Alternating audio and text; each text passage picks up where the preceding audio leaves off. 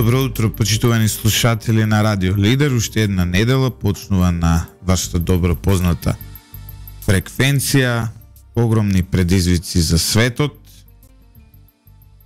Навикнати сме да гледаме најразлични случувања на Блискиот Исток, сериозниот безбедносен карактер, но овој пат има нешто многу повеќе, има војна во Израел, помеѓу Израел и Хамас, војна која официјално почна откако терористи од Хамас брутално упаднаа во Израел во саботата наутро. Ја пробија бариерата, оној зид кој се наоѓа околу појасот Газа, киднапираа луѓе, убија 200 луѓе кои беа на концерт тука во близина, ги нападна кибуците кои се наоѓаат во близина на Хамас. Да им објаснеме, Ивица, на слушателите, кибуци се земјоделски заедници, село, кои така живеат на еден колективистички принцип. Село на доселеници. А види, Израел го правеле тоа што една работа која што сега делува малку чудно. Израел го правеле социјалисти. Кај сионистите има една сериозна социјалистичка црта, колективна. Добро, основачот на Израел Давид Бен Гурион, првиот председател на Израел. Да, е социјалист. И доаѓа од Советскиот сојуз, каде што бил член. И Херцл, овој што е Теодор Херцл, идеологот на ционизмот, исто така е. Фактички целото движење ционистичко се раѓа во рамките на тие социјалистички кружоци, ако можеме така да ги наречеме, но види, во тоа време кога тоа настанува во цела Европа, национализмот е левичарски, национализмот е социјалистички. Не е битно. Да ја оставиме значи, историјата. Кибуците се заедници кои што нешто повеќе од задруга. Значи покрај задруга имаат и некои други моменти, иако класични кибуци, прашање колку постојат во моментов. Те не се малку по-капиталистички ориентирани, функционираат дури како компании и по-индивидуалистички се ориентирани. Да се вратиме на темата. Хамас го нападна Израел, бројни жртви до овој момент. До ово утро Израел има преброено официјално со име и презиме 700 луѓе. Имам, значи пред да доеме ги видов бројките, значи вкупните жртви се околу 1100 души. Израел има околу 700 мртви со 44 војници, додека на Газа има 413 мртви во моментов, така што тоа е ситуацијата која што се случува. Само еден краток преглед исто така дадеме за гледачите и слушателите. Во моментов само што да го напоменам, Ивица, има околу 100 киднапирани, и тоа меѓу кои има високи воени, тоа сакав да го кажам офицери сега на Израел. Значи само да поминеме за доброботката. Вчера имало што се случило. Се вели Израел вели дека околу 500 мети на Хамас и на исламистичкиот џихад преку ноќта бомбардирал. Портпаролот на израелските одбранбени сили, подполковникот Джонатан Конрикус, вели дека по 48 часа продолжува тепањето и дека ситуацијата во Израел е опасна, е заканувачка. 100, како што кажа, има киднапирани, меѓу кои жени и деца. Исто така, ова е шокантни слики о киднапирање на старци, жени и деца кои се држат во кафес. Ова е што е најтешко за планерите на воените операции во Израел. 260 мртви, како што веќе спомна. Сега, во делот на дипломатијата, вчера имал за затворени врати седница Советот за безбедност на Обединетите нации. Она што се случува е што излего за брифинг од Соединетите американски држави, тие жалат што нема едногласност во осудата. Америка и Израел барале строга осуда на палестинските исламисти и според зборовите од американска дипломатија такво нешто се случило, но сите не се на иста страна околу целата таа работа. И она што се знае е дека вчера се слушнале американскиот председател Бајден и израелскиот премиер Нетањаху, каде што Бајден ветил дополнителна помош за израелските сили во следните денови. Кога ќе кажеме дополнителна помош, она што гледачите и слушателите треба да го знаат е дека Соединетите американски држави имаат цврст договор со Израел и не само со Израел, заради договорите Кемп Дејвид. Соединетите американски држави секоја година праќаат воена помош за Израел, Египет и Јордан. На некој начин Америка плаќа таму да има мир. Пропорцијата е 3:2:05, но ова е врста помош сега Америка праќа дополнителна помош за Израел. Да се вратиме на случувањата внатре. Израел со години е мета на напад на овие терористи кои бираат методи од самоубиствени напади до киднапирање. Гледавме деца како во кафес ги транспортираат, нешто што е ужасно и го ужаснува секое човечко битие. Она што е проблематично овој пат е дека веројатно станува збор за огромен пропуст на израелското разузнавање, пропуст да не го пресретна овој напад. Обично во минатото имаше претерано успешни операции, но имаше и еден мит дека израелците се знаат, се следат и токму затоа митот е посилен. Владееше одреден мит. Добро, тој мит не беше базиран на нешто што не постои. Сепак Израел во изминатите години прилично стабилно се справуваше со состојбата. Ова излезе од контрола. Израелското разузнавање потврли целосно. Многу дебати се водат уште од сега во општеството кој е виновен. Вината нормално е на премиерот Бенџамин Нетањаху. Вината ќе утврдат во... Да, одговорноста е на Бенџамин Нетањаху. Она што е исто така специфично за овој случај, што веројатно според тврдењата на Израел, ова е дури поголемо посрамотување од она фамозна Јом Кипур војна, кога Израел беше од сите соседи нападнет од Египет и од Сирија во исто време и не успеа тоа да го пресретне. Некако успеа да излезат на крај со таа војна, храбро борејки се да обстанат како држава во изминатите години. Ова е предизвик од тој со Хезболах последното не беше од тој калибар. Те молам ми само да довршам. Она што е исто така специфично во овој момент е што бројот на жртви, баш вчера гледав на CNN, еден израелец гостуваше, вика ова е како 4, 5, 7 9/11, која ќе ставите пропорција на жители, нели, колку вкупно живеат во државата. Периодот пред нас ќе биде сериозен. Нетањаху самиот кажа дека ќе има долга војна, затоа што ова не може туку така да се среди. Веќе почнаа полека да ја ставаат во оној пограничен нели предел околу појасот Газа, почнаа да ја ставаат ситуацијата под контрола, се водат битки и во Газа нормално воени цели се рекетираат од страна на Израел, се фрлаат ракети, тоа придонесува и огромни колатерални штети да има.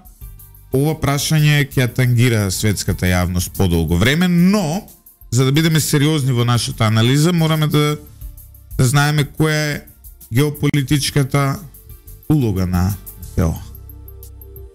И кој стои позади се ова. Или страшна геополитичка. Ај прво да видиме една работа.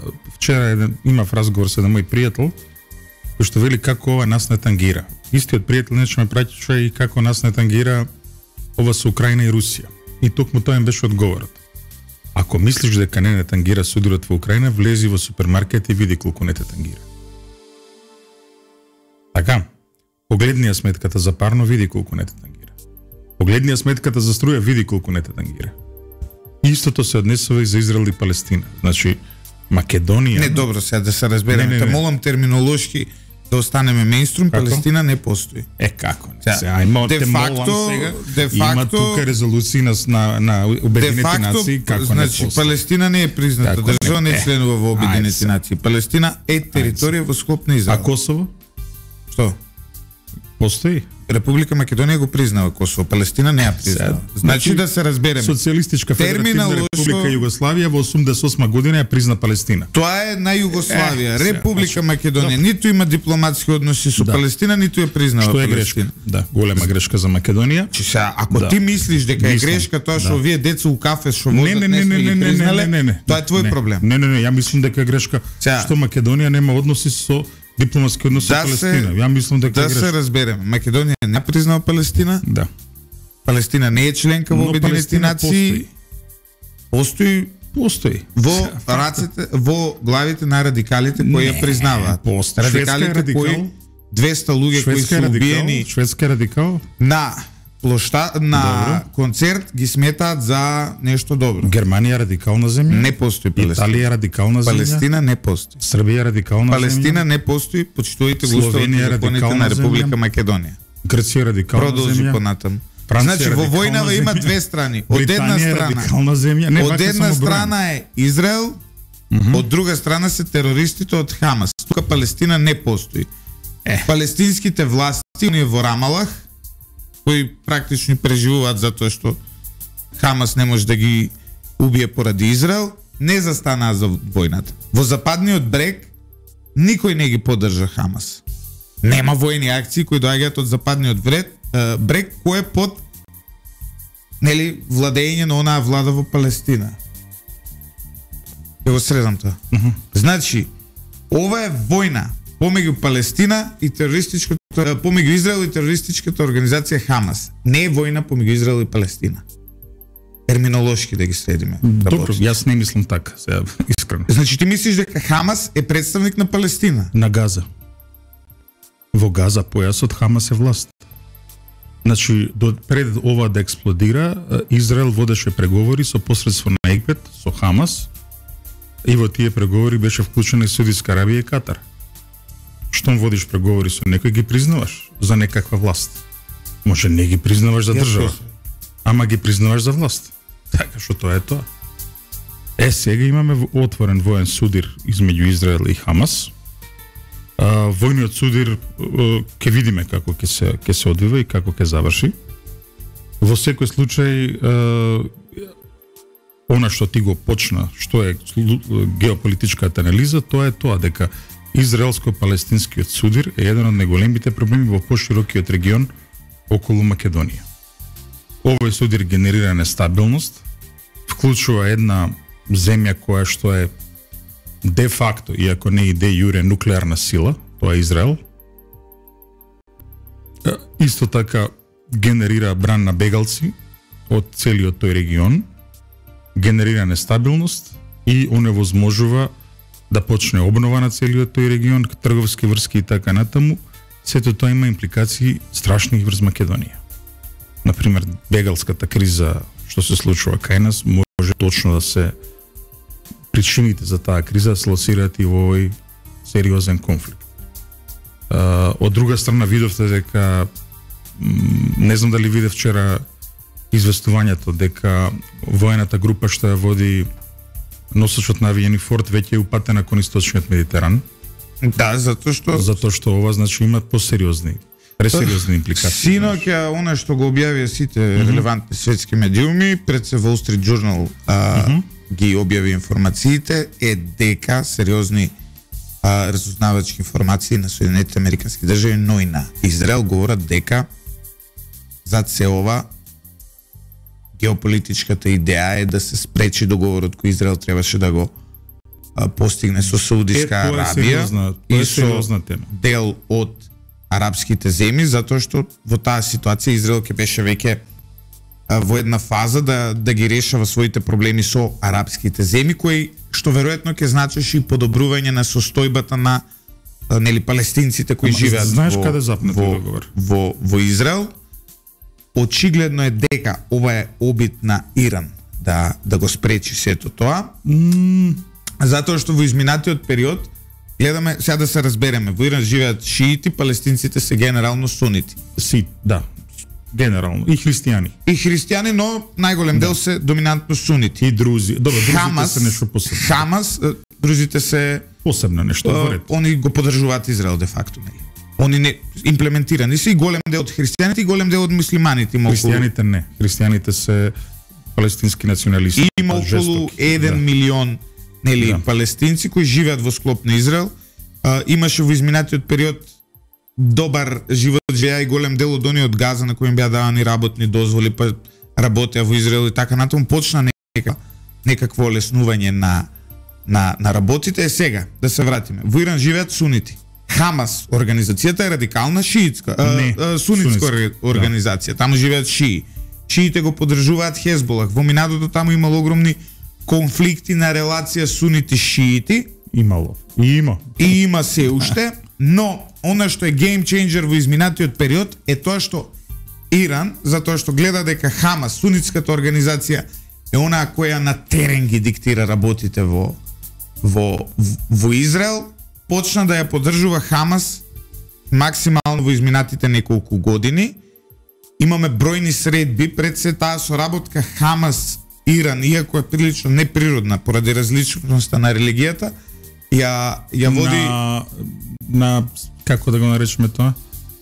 Разликата во гранката на религијата. Гранката на религијата, но тоа е огромна разлика сега.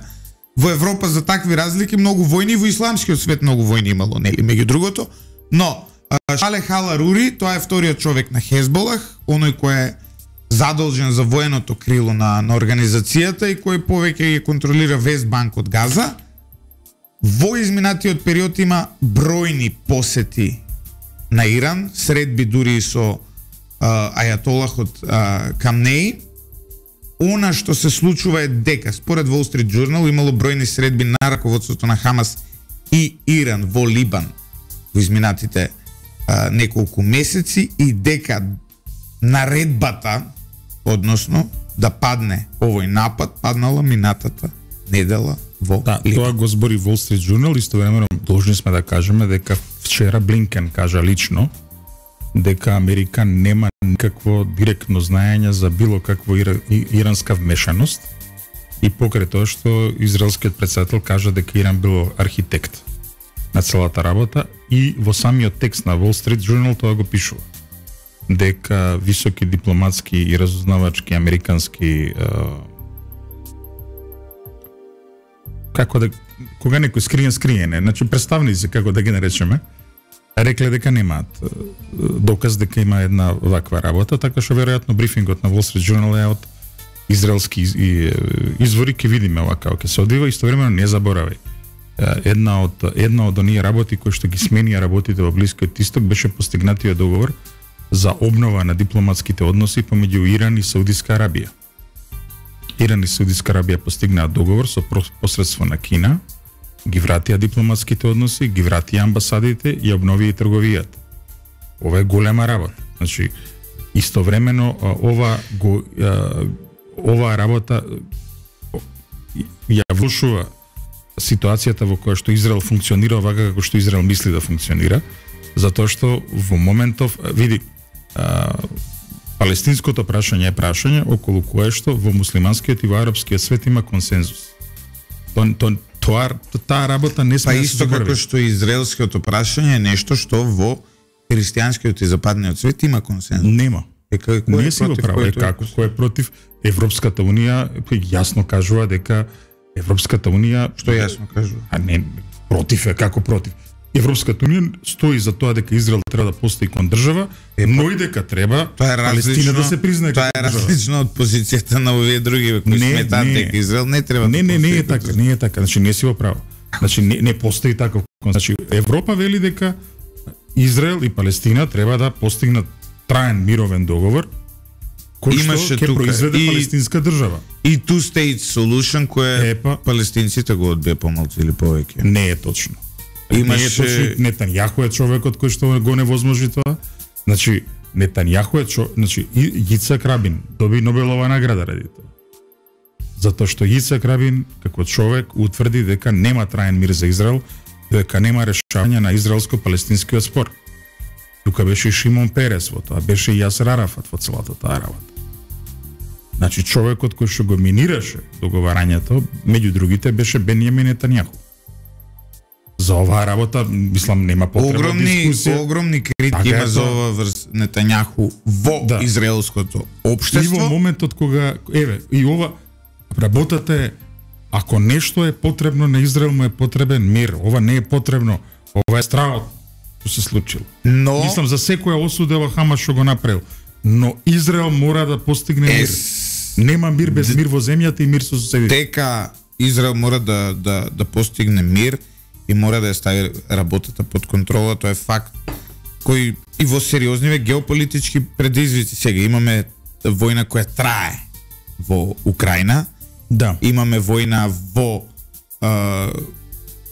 во Африка постојано имаме на неколку места воени удари и така натаму. Ова некако ја долева чашата на генерална нестабилност во светот и знаете како кога гледате онаа мапата колку авиони има кренате во во воздух. Зборувам за цивилни авиони и кога ќе видите дупки на многу места, знаете дека Украина е дупка, сега Израел гледате толку летови се откажа и така. Значи вага ќе видите две дупки сегде на другите места и тоа е сериозен предизвик затоа што тие дупки што ги гледаме на мапата, тоа говори, знаеш дека после 2001 година неколку години ние бевме дупка.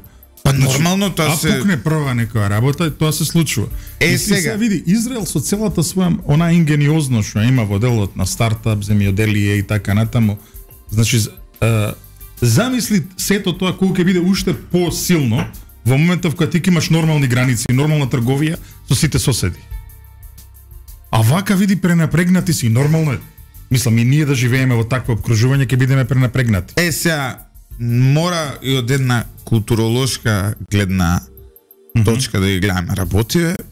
Знаеш, веќе во оние сегрегации кои се случувале, значи во 90-тите, во 80-тите, во раните 2000-ти, во денешните времиња на технолошки развој се потешко да се случат и некако работите се повеќе идат во интеграција. Така дури се случуваше и во Палестина. И вчера го гледав најпознатиот јутјубер од тој регион, некој млад дечко кој зборува на социјални теми и така натаму, даде една многу интересна изјава, вели до денес прво се чувствував како палестинец, а потоа како израелец, затоа што е интегриран, и ја признава државата Израел.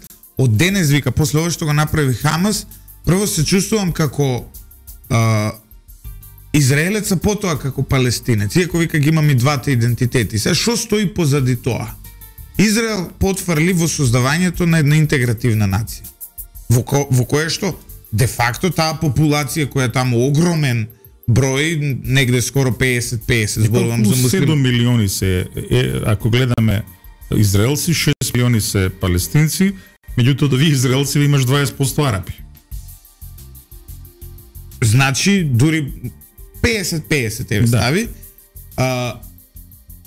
Во изминатите години не успеа да направи концепт на интеграција, дел пробуваше, дел и успеа. Суштината е дека денес со технолошкиот развој, со YouTube, со ова или со она, работите многу полесно може да се доведат во некоја нормала. Ова што го прави Хамас е дури, еве колку и тоа да ви звучи вас непознато, затоа што поголем дел од вас не го познавате израелското општество. Ја го следам малку подолго време и го следам малку поодблиску. Јас сум веројатно единствен новинар у Македонија што бил на брифинг на IDF. Еве одма да ви кажам. И тоа зборувам со CNN, со BBC, со Ал Джазира, со сите светски медиуми, единствен од Македонија, дури од Балканот, мислам дека имаш од Словенија една новинска агенција, државната новинска агенција, сум присуствувал на брифинг на IDF, на Israel Defense Forces. Она што се спречува со ова што го прави Хамас е еден обид и да се спречи се ова, затоа што сепак дури арапското население и муслиманското население таму гледа една работа. Вели, овие ни носат современ живот, зборувам за израелците, овие ни носат враќање во среден век, шерија ло. Не мислам, знаеш. Ама тоа е суштината, така тоа е случува. Не си го прав. Што не си го прав? Значи тоа население таму вика сакам своја држава. Па зошто тогаш во Вест Банк, односно во Западниот брег, никој не се крена да го поддржи? Ама не е така. Гледај ги изјавите на Фатах. Што вика Фатах цело време? Читаш ли Фатах овие два? Каде се воено да го нападнат Израел и он? Ама што зборат? Што зборат? Што зборат, ајде? Дека конечно Фатах, ставот на Фатах е дека цел свет она што дели мижи го става под тепих со години, сега радикализмот на Хамас го вади на виделина, но дека тоа не е начинот. Зборуваш ли обратното? Кое? Ова е обратното од тоа што го зборуваш. Значи, он викаат не само што не сме интегрирани луѓе апартхеите. Тоа го вика Фатах. Апсолутно. Тоа е ставот на Фатах. Не, јас зборувам за овие арапи кои живеат у склоп на Израел. Не зборам за Западен брег и не зборам за Газа. Тука се потврли. Пред 6 месеци баш во оваа емисија ги дискутиравме. И текна која беа ние масовните протести, тие чии протести беа? Тие беа израелските арапи.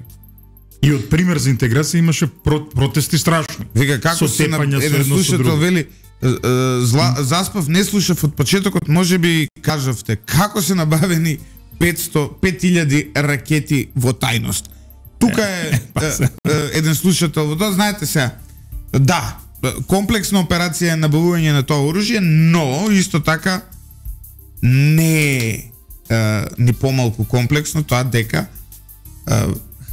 Хамас има во изминатите години сериозна финансиска поддршка од неколку држави од арапскиот свет. Тука може да се земе Катар, па и Саудиска Арабија. Саудиска Арабија која во овој период ги залади односите за да постигне договор со Израел. Не ги залади, не си оправа. Види го не ги залади, туку ги го намали интензитетот на тие работи. Не и на помош, кон кажа. И сега последно гледаме овој сојуз за кој зборував, тоа е сојузот кој официјални средби се случиле неколку, се случуваат годишно помеѓу Иран, односно Ајатолахот, Камнеи и високи представници на Хамас. Не верам дека Ајатолахот ги среќа. Мислам дека Не, има фотографии. Добро, ама официјално види, се среќаваат и со овој кралот на Саудиска Арабија. Добро, тука е револуционерната се среќаваат и со кралот на Јордан. Пак ќе кажам. И со овој председателот на Египет. За разлика од овие другиве земји, зборуваме за Египет. Египет е денес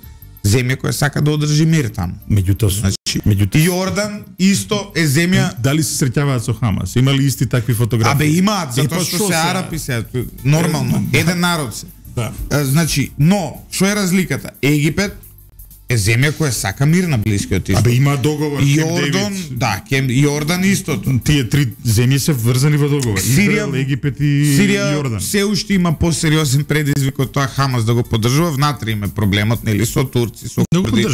Со Израел кој исто така напаѓа во Сирија и така натаму. Ако нешто ги обединува во Сирија е тоа што го поддржуваат Хамас. Пелава аработ, се факт. И не заборај Турција. Значи Турција игра и вамо и таму. Сака да има добри односи со Турција, не сака да има добри односи со Израел, но се солидаризира со палестинците. Нормално муслимани си. Сега. Клучот е тука дека единствениот сите таму во изминатите години, во изминатиот период кои сакаат да создадат одреден конфликт на тој регион, кои сакаат да покажат раздор, кои се осамени, знаете, покрај толку две држави се таму осамени околу нив се сите сунити. Тоа се Иран и Израел. Израел се евреи, нели? И Либан не го заборави. Добро, Либан е комплексна ситуација. Либан и Јемен се Бахрейн е исто шиитска земја. Не. Бахрейн е шиитска земја, провери. Добро, Бахрейн е многу мала земја, Бахрейн е као Македонија, Франција и Америка да ги споредуваш. Либан највеќе се шиити, но тоа е Либан е мултикултурна земја. Да, точно. Либан е таму крајот не се знае кој е што е, значи да се разбереме. Така што кога Израел почна и не заборај, уште една голема земја заради американската интервенција и заради воведениот систем сега е шиитска земја. Која? Ирак. Добро, 60% се шиити, сите по американската интервенција сите премиери се шиити. Она што мислам во овој момент геополитички може да утврди од каде доаѓа помош за Хамас. Е тоа што откако Израел се обиде да ги регулира односите со оние кои ги немаше регулирано пред се, тука станува збор за Саудиска Арабија, тогаш Иран влета преку ова на Хамас да ја растури таа работа, затоа што на Иран не му е потребно, но и не може да си дозволи. И тие излегува од изолација. со договорот што го направи Саудитска Арабија. Кој? Па Иран се сменира венката таму. Иран веќе не е изолираниот. Како? Саудитска има. цел свет. Не е цел свет, него западниот свет. Кој цел свет? Па тоа оној кој има најголем дел од растот на планета и потрошува. Види, и баш кога гледаш дека почна исто да се затоплуваат односите со Америка. Сега нема шанса, сега таа работа ќе отиде спротив на нас. Па тоа е. И тоа може, таа црта ако ставиме, Иран би бил заинтересиран тоа да го разбие се. Им ги одмрзнаа средствата, 6 милиарди, нели? Тогаш ако е така, значи не може да види многу значно е ова. Се јас и ти зборуваме основно ова што го читаме, што гледаме. Па нормално. Ниту ја мислам дека ова што ние го гледаме, сите западни медиуми, па сите медиуми дури од Блискиот исток имаат достапност до овие информации. И повеќе. А дека разузнавачите потврли, видовме со Израел затоа што не успеа едноставно да го препознаат. Ова прашањето е дали ќе биде ова долго. Очигледно е дека во рок од неколку дена Израел ќе успее да ги врати овие милитанти нели во границите на појасот на енклавата Газа. Потоа ќе почне долга операција. Потоа е сериозниот проблем. Зошто? Затоа што Хамас има идеја овие киднапирани луѓе да ги користи како живи штитови, што ќе значи дека во Израел нема да може да собере Нетањаху политичка поддршка за огромна инвазија врз Газа, како што најавуваше самиот на пресконференција дека ќе срамни со земја. И Нетањаху беше кога за еден војник киднапиран од Хамас 1200. Сега имаме 100. Сега Хамас дури тврди 200. Каде што имаме од бебиња, значи ова е ужасот на војната и на радикализмот преку еден пример, бебиња има киднапирано, од бебиња до жени, деца, старци, па се до воен генерал, воени службеници, така натаму. Листата на киднапирани е огромна. Сега нема да може Израел туку така да направи копнена операција во појасот Газа, затоа што тоа ќе значи дека ќе ги жртвува животите на сите овие луѓе. А плюс види копнени инвазија на 2,3 милиона народ. Познат по тоа што своите никогаш не ги, многу ретко ги жртвува, имале операции дури во Етиопија или кај беше таму во Африка која ги спасуваат ке Бета Израел што се црнци евреи. Уганда, мислам. Има сериозни операции. Таму Нетањаху учествувал како командос. Единствена жртва е брат му што е водил нападот. Не знам. Ниту еден човек не оставаат на цедило. Кога можат се. Кога можат, токму затоа ова што говори Ивица за еден војник кој знае колку разменија, сега ќе биде проблем. Сега веројатно ќе треба целосно да ги испразнат затворите. А кој знае тоа дали ќе биде доволно. Ама не, значи во моментот тоа види. Тоа е број еден предизвик. Не, ќе почекаме за ова. Значи прво е војната. Прво ова се отвори војна. Кога се отвара војна не можеш да преговараш за ослободување на заложници. Веќе има она што вчера го кажа нели вчера го кажа израелците дека веќе имаат од некои партнери на Хамас, но и нивни партнери имаат најава Египет, значи дека Египет, кој друг? Хамас Deputy Chief, овој што го зборев, Салех Ал-Арури, антиципира, вели дека заложниците ќе бидат нели разменети за палестински затвореници. Ова го кажал официјално во интервју за Ал Джезеира вчера. Така што веќе чекај, треба прво да се смират да дојде до тоа. Сега ќе има војна, ќе има. Не, види, зборуваме за следното, до тоа ќе дојде многу брзо, затоа што сега да бидеме искрени и покрај тоа што покажа онака се посрамоти израелското разузнавање во антиципирањето на ова, сепак многу брзо ќе ги стават во појасот Газа и околу појасот Газа ќе го контролира Израел тој дел. Проблемот е што потоа. Па тоа е работата. А тоа ќе биде брзо, затоа што сепак не беа многу војници, околу 5000, ако не се лажам, милитанти го нападна. Тука беше факторот изненадување клучен. Можеби тоа е и стратегијата за целова на Хамас. Тука беше факторот изненадување, не беше ништо друго. Сега, во моментот кога веќе целиот Хамас ќе биде во Газа и надвор од Газа ќе биде регионот, нели, чист од војни интервенции, кои ќе се гаѓаат само со ракети, тогаш почнува ужасот за Нетањаху. Зошто? Затоа што тогаш ќе има политичка одговорност пред својот народ да му загинат што е можно помалку луѓе и да се ослободат што е можно помалку заложници. И ја забораш главната работа која што нема му тежи врз глава и врз шефот на израелскиот генералштаб. Забораваш дека според уставот и законите на Израел, на крајот на секоја војна што се случува? Истрага. Каде? Во судот? Не. Туку имаш истрага прво во самата војска, во министерствата и на крај анкетна комисија во израелскиот кнесет. И таа работа е прилично строга, знаеш. Што значи дека пред кнесетот они ќе мора да отворат што се случувало, како течеле командите, како се трошеле парите, кои били приоритетите и така натаму. Мислам, пази, огромен дел од ова не е јавно, нормално, затоа што станува збор за војни операции. Бенџамин Нетањаху е, сега одма да бидам искрен, редовно читам израелски медиуми. Бенџамин Нетањаху постојано одеше на линијата со оние правосудни реформи, на линијата кои беа крајно контроверзни. Џозеф Бајден од почетокот на... Не само да кажам, еве го Љупчо, сега морам да го критикувам Љупчо, кога некој ти е симпатичен, велиш одеше на линијата. Кога не ти е симпатичен, велиш забега тотално.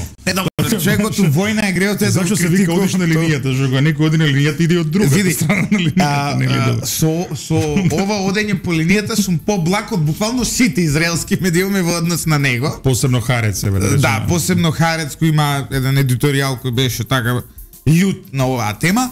Она што е суштината е дека цели 3 години се нема сретнато, да речеме, со Џозеф Бајден, кој го има стајано своевидно на црна листа, американски председател, како доаѓа на функција, прво се среќава со у првата година секогаш се среќава со израелски премиер, со Нетањаху откако седна последен пат. Нели се чуле вчера? Се чуле телефонски на официјална средба во Белата куќа, нема ниту еднаш, тоа е сериозен, како да кажам, жолт картон од Америка за Бенџамин Нетањаху, иако Америка ќе го поддржи дефинитивно во овој конфликт. Ама не заборави дека тука има една друга работа, што во Америка малку се смени јавното мислење, знаеш. Веќе не е толку драматично произраелско, има една пропалестинска црта, посебно кај демократската партија. Имаше сериозни протести во Израел против Нетањаху за тие правосудни реформи. Нешто што сега, луѓе кои не се разбираат во политика, во Македонија ќе гледат и ќе речат, еве ги таму шарените беа против него и ослабија државата, да се глупости, да се разбереме. Тоа беа легитимни протести, но и покрај се Нетањаху успеа некако да создаде влада и има прилично радикално десни министри во таа влада.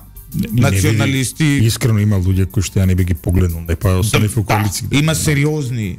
Така поише наликуваат на Хамас од на израелска политика, вака во идеологијата само на спротивната страна, нели? Не во знаеш дека еден од министрите има некој таму што не знам дали си чул, некој што некој од тие нивните терористи кои што потепал тотално непотребно некој да треба да одговара за воени злосторства. Не, и во кабинетот на министрот е слика на тој терористот, деме као неговиот идол и херој. Што е, види, сериозен предизвик. Да. Успеа некако да се спаси Бенџамин Нетањаху од сите тие работи, успеа пак да состави влада, но мислам Ивица дека ова дефинитивно по крајот на овој конфликт, каков и да е, а по се изгледа нема да се сменат граници, нема да се случи ништо сериозно, освен што Израел ќе биде долги години, ќе се занимава со овие киднапирани луѓе, долги години ќе има проблем со сето тоа.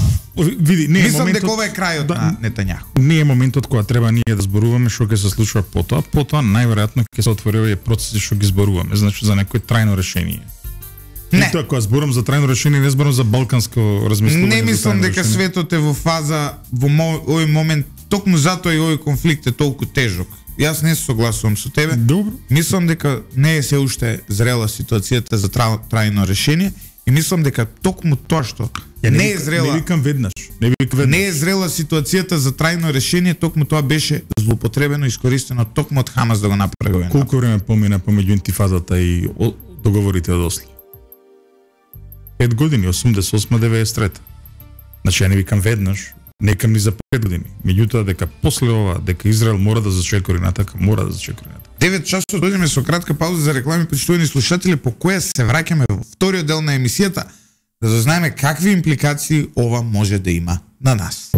Се враќаме назад во студиото на Радио Лидер со вториот дел од емисијата од ова утро. Ивица, спомнат во првиот дел, оние што мислат дека ова нема да ја засегне Македонија. Како нема има конфликт во Украина. Точно. Каде што нашите стратешки партнери имаат сериозна улога и трошат сериозни човечки ресурси и пари. Со земја која што се бори против нуклеарна сила. Од прилика е така да кажем. Од прилика тоа. И со земја од каде што доаѓаше до скоро 100% од грејењето на главниот град на Македонија. И не само тоа, и се во војна со која очигледно е далеко од својот крај во овој момент. Еве, цениве тоа. Инфлацијата е таква каква што е. Имаш недостаток на вештачко ѓубриво, све и све. Сега во исто време сега имаат уште еден партнер кој има сериозна, како да кажам, безбедносна состојба. Веќе носачите на авиони ги упатија кон едниот. Добро, ама тоа види, кога ќе кажеш еден носач на авиони, со него иде флота поголема од флота на 90% државите што имаат морнарица и поише. Сигурно, да. Сакав да споредам со морнарицата на Хрватска. Нема споредба. Каква споредба? Нема споредба. Она што нас не засега е дека некој ќе помисли тебе сега ќе се спасиме ние во ова со Бугарија затоа што ресурсите на светот очите ќе бидат насочени таму и може да бидат во право. Но од друга страна во вакви моменти имаме сериозно повампирување на радикализмот сегде. А види што се случува на Горно Карабах. Никој не забележа дека 120.000 народ се оцели од своите вековни огништа. Етничко чистење непознато од димензии и интересно, вие од овој председавачов на ОПСЕ Бујар Османи. Да бе, изјава не кажа ништо. А таму имаше ОПСЕ мисија, улога. И исто така кога сме во однос на Македонија, на пример има еден новинар и еден политичар, нели, и една групација која орбитира околу Цивил. Многу интересно, значи таму се зазема една позиција проукраинска до ниво орден да добие од Украина, да му го честитаме орденот на Џабир Дерала. И ние сме, нели, сметаме дека Украина е неправедно нападната и сме секогаш против нападнатите. Тоа е многу логична позиција. Во случајов тоа е Израел, исто како што беше нападната Украина од Русија, Израел од многу помало. За тероризам нема оправдување, факт. За тероризам не постои никакво оправдување. Но не гледам дека Џабир Дерала нешто многу жестоко се бори против радикализмот на Хамас, дека има еден текст кај што зверствата на киднапираните деца, баби и дедовци ги објаснува, туку така некако многу неутрално го проследува овој конфликт. Истото важи и за политичката партија ДУИ.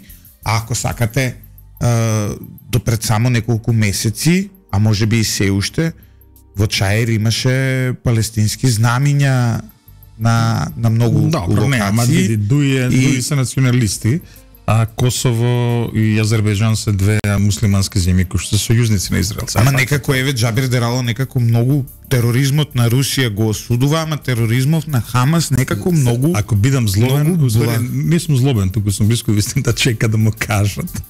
Па добро, абе за викенд се случи, треба понеделник, чека до утре ќе има тука и некоја друга димензија да не се кокетира со идеологијата на Хамас. Ајде, утре задутре ќе разбереме. Во однос на македонските политичари, чека да му кажат што мисли. Гледаме прилично мејнстрим ставови од македонските политичари, освен на Димитар Пасиев, кој се понаша како мало дете и очигледно не ги познава добро состојбите и не знае кого поддржува, па гледаме таму дека Европската унија има само извини што да кажам, има неколку постови со јасна поддршка за Хамас, мислејќи дека со тоа го поддржува палестинскиот народ, иако палестинскиот народ, оној кој живее во западниот брег, не го поддржува Хамас и гледаме дека Хамас реално од оние цивилни делови од палестинското општество, до оние разумни делови кои се противат на политиките на Израел и се борат против политиките на Израел, дури Израел го обвинуваат дека Хамас настанал затоа што сака нив да ги тргне на страна. Сега во Македонија тука некои левичарите биле за Палестина, десничарите биле за Израел. Таква невеш, таква проста изјава без сериозно познавање на состојбите да дадеш, да левичари да поддржуваат организација која сака да спроведе шеријатско право, мене малце... Не, во право се, тоа левичарите генерално се пропалестински настроени во Европа, но не про Хамас. Тука си оправо. Никој не е про Хамас, значи. Не се про Хамас. Сега да се разберем.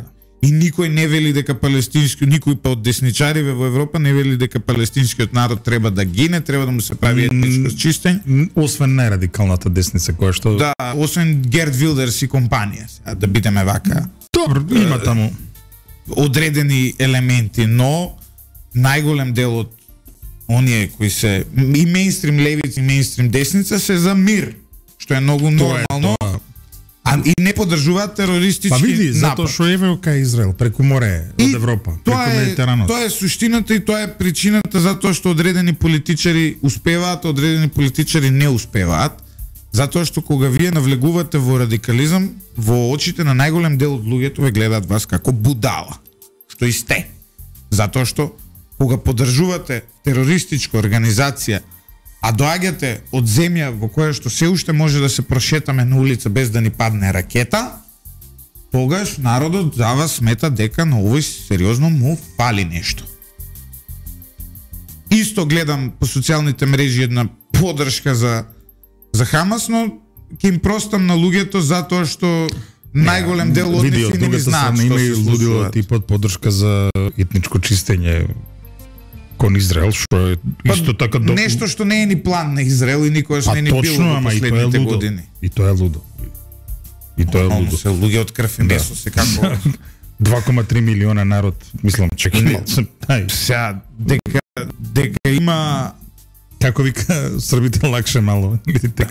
дека во изминатиот период, особено пак ќе кажам овој Натањахов период, се случија таму работи кои можеби доведоа до се ова и кои не требаше да се случуваат. Сериозна нели анализа, но да поддржиш терористи кои киднапираат деца, баби, убиваат луѓе во бомбашки напади, самоубиствени и така натаму. Вика Хамас и исто како србите на Косово ги протераа од нивните огненишта и ги затворија во енклави, вели еден наш слушател. Не е така. Има огромна разлика затоа што Хамас е терористичка организација. Палестинците имаат легитимни политички сили кои ги спомна и Ивица и јас ги спомнав. Имаат и одредена влада, нели, во западниот брег. Многумина од нив од таа влада во Скопје студирале, да не заборавиме. Тоа се цивилни луѓе во времето кога е вако. Разумни. Меѓутоа не ги според Хамас во овој момент, со ова еве да му одговорам на нашиот слушател Перо, во овој момент Хамас не е политичка сила на палестинците. Хамас во моментов се покажува како палестинска верзија на ИСИС.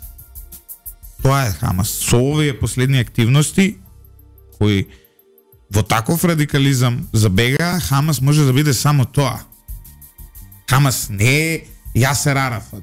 Хамас не е палестинската влада. Не и токму тоа ќе му го стават како обвинување на Нетањаху. Јас се сеќам кога тој даваше изјави Америка се бори против Афганистан, а ние сме во истата битка зашто се бориме против Арафатистан.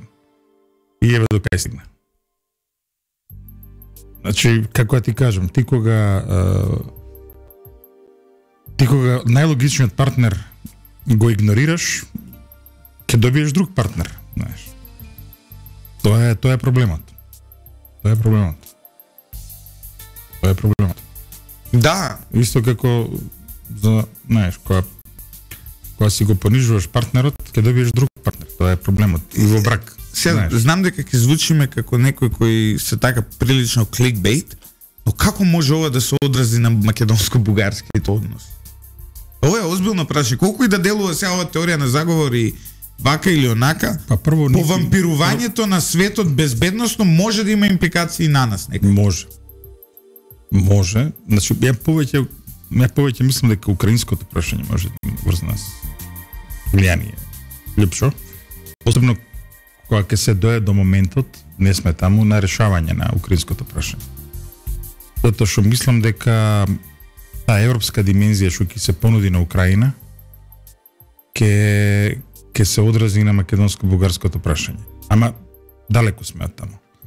Еве имаме Ова може да има други импликации, ова може да има импликации на нов бегалски бран од Блискиот Исток. И тоа, сакале не икеле, ја загрозува Македонија. сега вака колку и да звучам сурово, затоа поише треба да се секираат Франција и Германија. Не, да, но од кај ќе помине тој народ бе, чеки малку. Па ние треба единствено ние како држава секогаш што треба да го правиме, ние треба се што треба на тие луѓе кои се бегалци, само да им овозможиме да стигнат таму каде што сакаат. Не смееме да влеземе во ничии филозофии дека ние сега треба да ги блокираме, да се бориме на границата и така. Самиот факт што имаш овдека поток или пак поплава од луѓе, не можеш да го игнорираш, Липчо. Ние не Ние смееме тоа да нормално, бидеме знаеш. оние кои ќе водат туги битки. Се согласувам. Тие се луѓе жртви на согласувам. војни и ние се што треба да ги пратиме да одат таму каде што сакаат. А тие кои им ги направиле историски тие војни, тие нека се справат со нив. Ние нема потреба да се справуваме, нема потреба да водиме туги битки. Тоа е мојот став. Денеска си во елемент и тоа комплименти да. Ама не сега најобјективно сега ние имаше во Македонија протести дека ќе ни населувале нас овде мигранти. Мислам дека конечно сватив што сакаш да кажеш. Што може да биде ова, како ова може да се одрази македонско-бугарското прашање? Трпението. Да се, како тоа да се каже? Трпението на сериозните дипломати во Европа и во Северна Америка да се занимаваат со прашања кои што тие ги сметаат за тривијални, за нас не се тривијални, за нас се многу битни, е намалено. Е намалено до ниво на да ги иритира. Тоа може да има лош одраз врз македонско-бугарското прашање и ти текнува тука го зборувавме со тебе она анегдота која ги рекле на Ангела Меркел, би имаме проблем меѓу Словенија и Хрватска. Што е проблемот? И ја објаснуваат тоа, нели, морето, морската граница. Таа рекла, пак некоја глупост на Балканот. Словенците и хрватите нели се навредија од тоа што Германија ги мисли дека се на Балканот. Но работата е тогаш било само игнорирање, сега дури може да биде иритантност. Кај дел од овие значи во моментов светот е таков што работите се многу сурови, многу опасни. Не разбираш што сакам да кажам. И вниманието ќе биде многу помало кон овие проблеми кои што во Париз, во Берлин, во Вашингтон, во Лондон, во Брисел, во Рим ги мислат дека се периферни. И тоа за нас може да биде проблем. Доналд Трамп се обиде да кјари политички поени на случувањето, го обвини Бајден за случувањето. Не, во Америка има една таква црта, немој да мислиш дека нема. Стварно и тоа не го разбирам.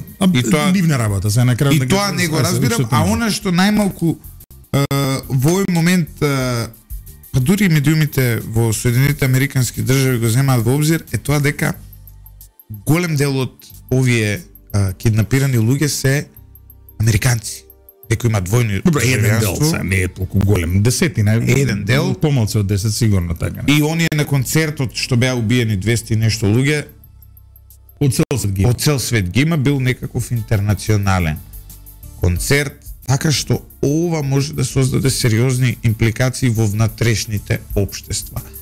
Низ Европа, ние во моментов македонската амбасада во Израел кажа дека има македонци кои се таму, Нели која евакуација правиле со Албанија и со Косово, го виде тоа? Да. Што е во ред? Што е во ред, да. Затоа што прво Израел е туристичка дестинација. Да, во овој дел од годината се уште е топло во Тел Авив и така натаму. Океј е за одмор. Да. Не само тоа, него луѓе идат нели во Акаба, во Јордан, од таму преминуваат граница. Има и христијани кои одат на Аджилак во Ерусалим, има и муслимани кои има нели дел од овие работиве се во Палестина.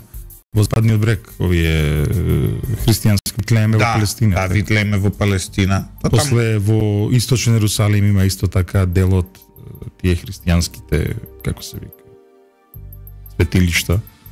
Баш кod Ейлат, кога ќе тргнеш со автобус кон Ерусалим, поминуваш низ западниот брег, не знам дали знаеш. Да. И во Ейлат доле на Црното море знам дека има туристи, се уште таму е. Мислиш на мртвото? Не бе, на Црвено море долу е. Ти на Црно речи. Сгреши, на Црвено море, да. На Црвено море долу. Елат е долу на Црвено море, од оваа страна е Акаба, во Јордан од другата страна се Таба и Шарм ел Шејк во Египет. Така е. Имаме и студенти од Македонија кои студираат во Израел. Она што имаме и една огромна бројни луѓе, не е таа огромна, но луѓе со потекло од Македонија кои зборуваат македонски јазик, кои се родени овде и нели живеат во Израел затоа што се евреи. Да, има и има и брачни другари и деца палестинци тука студирале. Вратени се таму, се знаеш, на кај државјани имаме и од таа страна. Липшо. Видовме на светските видовме на македонските медиуми, имаше вклучување на нели луѓе од овде кои живеат таму и објаснуваа ситуацијата со сирените. Навистина е трагично кога знаете, од една нормално функционирање наеднаш слушате сирени, легнувате на земја и тоа трае веќе вадена, веројатно ќе трае и во наредната недела, пак ќе кажам, се додека Израел не ги потисне терористите од Хамас во појасот Газа, по кој ќе почне ужасот без крај. После тоа што потоа ќе му се случува на Нетањаху, откако инаку ова што го кажа еве право си, значи според Синхуа, кинеската новинска агенција, кој што цитираат некој извор од Хамас, Катар во моментот е посредникот помеѓу Израел и Хамас за размена на заложниците. Дај Боже да успеат. Им посакуваме еве. Сега види, тоа ќе значи ќе биде за Израел проблематично, затоа што за овој квантитет на заложници Израел ќе треба да ги испрасни затворите од палестинци. Еве бараат жените од Израел кои што се уапсени од Хамас да се разменат за палестинските женски затвореници во израелските затвори. Тоа вели Синхуа го вели тоа. Синхуа нема сигурно да ќе видиме. Извести ако нема силен извор од Хамас. Не, вика дека се повикува на извор од Хамас, тоа е тоа. Ви велам во интервју за Алџазира, вториот човек на Хамас го најави ова. Ќе биде тоа, но тука има после за воените затвореници како ќе се разминуваат. Тоа ќе трае. Харец, на пример, вели дека се уште отворен ми име Харец. Да, се уште милитанти на Хамас ја поминуваат границата и се уште терат битките внатре во израелската линија. Да. Што е сериозно. Тоа ќе трае недела ден, сега. За до толку ќе издржат Хамас, недела дена ќе трае. Но по таа недела дена, откако ќе се вратат назад, тогаш почнува нешто што е ќе биде многу како има tangible зборот, како да го наречам tangible на македонски. Опиплив. Па не опиплив е tangible. Внимателно. Да, така се сваќам што сакаш да кажеш. Ќе биде многу пипаво, пипаво. Пипаво. Македонскиот не е македонски, српски е. Затоа што потоа ќе биде тоа за секој живот ќе се води Израел, па нема да може ни толку да рекетира, затоа што таму ќе има нивни луѓе, ќе бидат ставани тие како штитови. Хамас има една историја на своји деца да ги става, на пример, прават база покрај опалуваат ракети, тоа се случувало историски многу често, опалуваат ракети од детски градинки, па кој Израел враќа ја погодува градинката, мислам, тоа е лудило на сите страни, но болештија невидена. Во таа работа не верувам, мора ти кажам. Мајте. Не, се случувало многу често. Абе, сега види кога ќе погодиш градинка, потоа иди пообјаснувај се како си ја погодил, нели? Не иде тоа така лично. Си погодил градинка, си погодил сериозни градинка. факти. Нема објаснување. Своите луѓе Хамас, Кога ќе погодиш градинка си проблем е. Значи, вака Ивица, на луѓе што имаат проблем да стават појас и да се разнесат, од таква група може се дочекува. Согласам со тебе. А Хамас е таква организација. Сега, дали Израел, како ќе излезе на крај така натаму, полека да привршуваме со Израел и да ја затвориме емисијата со една македонска тема. Димитар Ковачевски, најпопуларен политичар во Македонија. Другото со Европа, и утре ќе оставиме тоа што. Во Европа најпопуларен. Не бре тоа изборите што беа по Европа, али за утре ќе оставиме тоа. За утре ќе го оставиме тоа. И Германија и Грција интересно. А да се вратиме на Ковачевски дека е најпопуларен. Не, мислам хит батали ова Хамас едно друго. Да го пратиме да им го реши проблемот таму. Мислам дека како би кромит вест на викендот е, значи вака, ние јас, може ли јас да го дам коментарот сега во име на нашата емисија? Значи едиторијалот на Ивица Боцевски. Значи и Љупчо Златев и Ивица Боцевски, нашите техничари, нашите соработници. Бараме човек што го поддржува Димитар Ковачевски. Не, друго сакам да кажам. Друго сакам да кажам, ја поздравуваме оваа анкета каде што е најпопуларен политичар во Македонија. Топло му честитаме на анкетата и како емисија му порачуваме осоколен со оваа анкета веднаш да распише избори и да го потврди својот статус како најпопуларен политичар во Македонија на избори, кои што сигурно ќе ги добие како што вели анкетата, која што чекаме до прва да се објави преку Фокус. Значи браво, добро е, одлично е, како беше што е најпопуларен политичар минимум во Македонија, може и пошироко, не знаеме. Не, добро, он има пошироко. Сепак од Харвард е едуциран, така што исто така тоа курсче некој било, може да имаме. Мораме да го поздравиме фактот што ова е специфика и во глобалната политичка историја светска. Значи политичар кому половина и повеќе од Македонија уште не му го знае името и презимето, е најпопуларен политичар во земјата. Тоа е работа која што допрва ќе се истражува во светските докторати и како што пишува некои наслови, само 2 години е на политичката сцена веќе е најпопуларен, значи како да кажем, тоа е извонредно, нешто неочекувано. Еве го охрабруваме да се осоколи, како беше нели во Црна Гора докторелко соко сиви, нели како сив сокол. Ова доаѓа од на избори и да ги изгази од опозицијата. Мака еден сериозен портал од политички центар, нели, со една либерално уредувачка политика, објави анкета дека центристичка, либерална не можеш да ги наречеш. ВМРО ДПМН има 21,5% рейтинг, ДУИ 9,7, СДСМ 9,5, Левица 7,1, Алијанса 3,1, БЕСА 2,5, Движењето на Максим Димитриевски 1,1, Демократско движење на албанците, тоа е веројатно на Изет Меджити 1%, Алтернатива 0,9, ДПА 0,4. Значи, ова анкета прв пат на анкета е СДСМ на трето место, по прв пат во историјата, таа партија на трето место. Дури четврто, како што тргнало, овакво.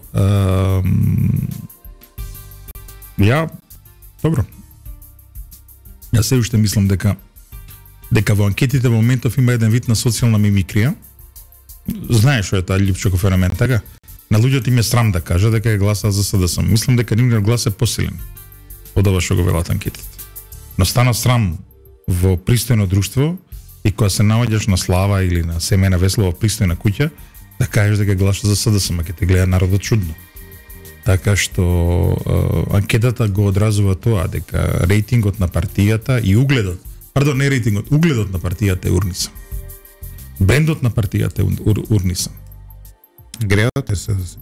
Значи, и како резултат на тоа, предпоставам дека одговор на таа анкета беше ова што излезе, дека, чекај, прочитај ги, молим, ова е, значи, најпопуларен политичар во Македонија е Димитар Ковачевски. Да. Ајде да повториме уште еднаш. Ова е. И се согласуваш ли со мојата одјава дека му честитаме за успехот и бараме од него да го потврди со тоа што веднаш ќе излезе на избори и ќе како се вика, ќе здроби опозицијата со својот рейтинг. Ивица, не гази времето, еве од режија веќе ме клоцаат, велат доволно е, треба да си одиме дома. Така што време е за крај нова емисија, почитувани слушатели, гледачи на Радио Лидер. Шансите Димитар Ковачевски да е најпопуларен политичар во Македонија се еднакви на шансите јас да сум најубава медиумска личност во нашата земја. Значи високи се шансите. Зависи кој каков осет за лепота.